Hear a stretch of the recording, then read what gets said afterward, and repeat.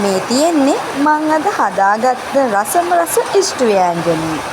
ඉතින් ඔයාලත් එන්න මාත් එක්ක මේ ඉෂ්ටු එක හදන්න. ඔයාලා කන්න කැමති ඕනම මස් වර්ගයක් මේකට ගන්න පුළුවන්.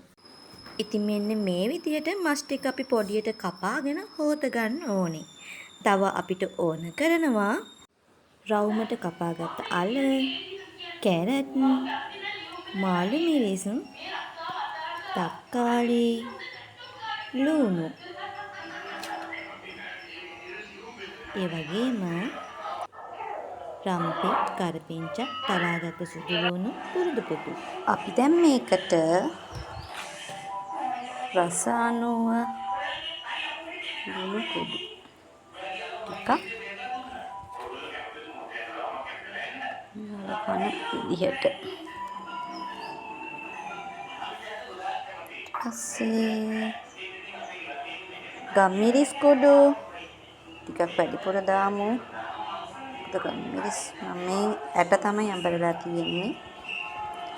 පස්සේ අඹරගත්ත අබ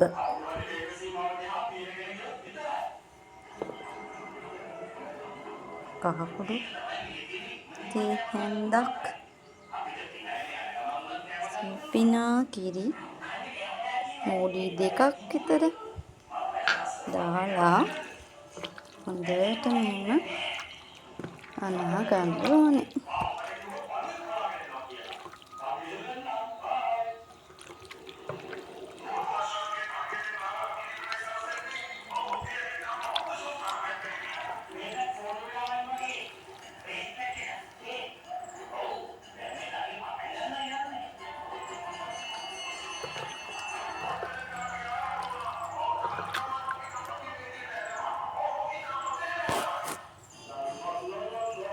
මේ විදිහට අනාගත්ත මස් ටික විනාඩි 10ක් විතර පැත්තකින් තියලා තියෙනවා.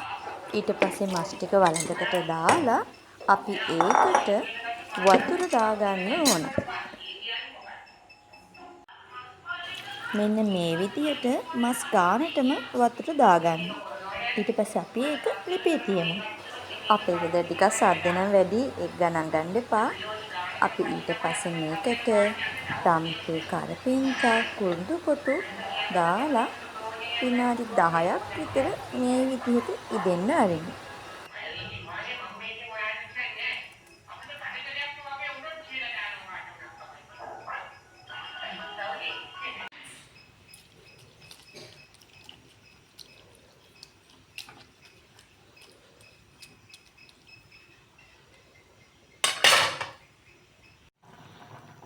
විනාඩි 10ක් පමණ මස් එක මේ විදිහට තැම්බුණාට පස්සේ අපි මේකට අලයි කැරටුයි එකතු කර ගන්නවා.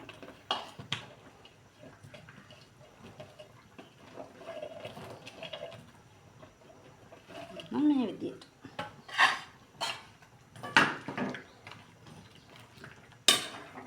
හොඳට කවලම් කරගෙන තවත් විනාඩි 10ක් විතර මේක මේ විදිහට හිඳෙන්න අරිනවා.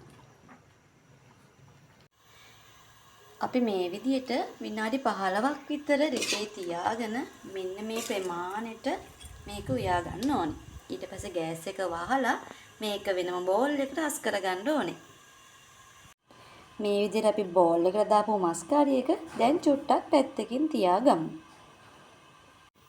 ඊට පස්සේ අපි තාච්චියක් ලිපේ තියාගෙන ඒකට පොල් තෙල් ස්වල්පයක් දාගමු.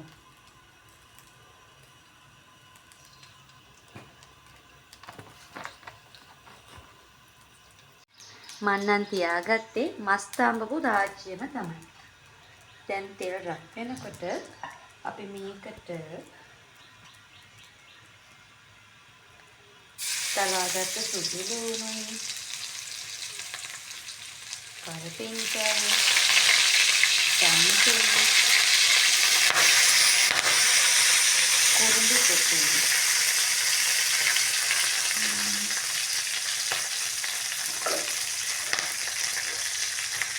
අප එක චුට්ටකුත් දාගමු. අප නම් මුලින් ටිකක් දාගන්න මට අමතක වුණා. තව නම්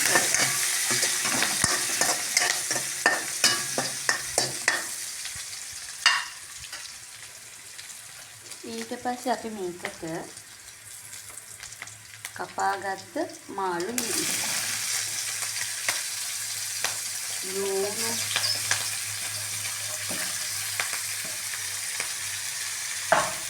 දාලා කලලම් කරගන්නවා.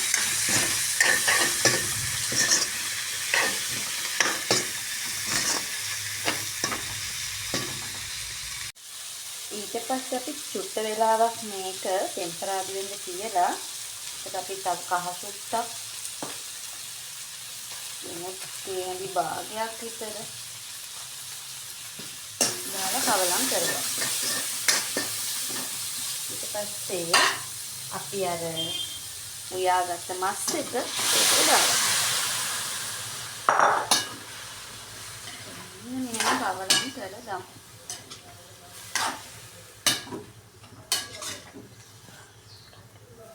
මේ විදිහට ඒක ඉදෙනකොට අපි මේකට තක්කාලි ටිකකුත් එකතු කරගන්නවා.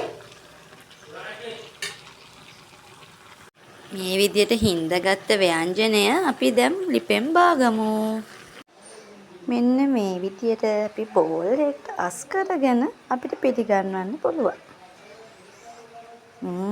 රස පාටයිනේ. ඒ වගේම හරිම රසයි.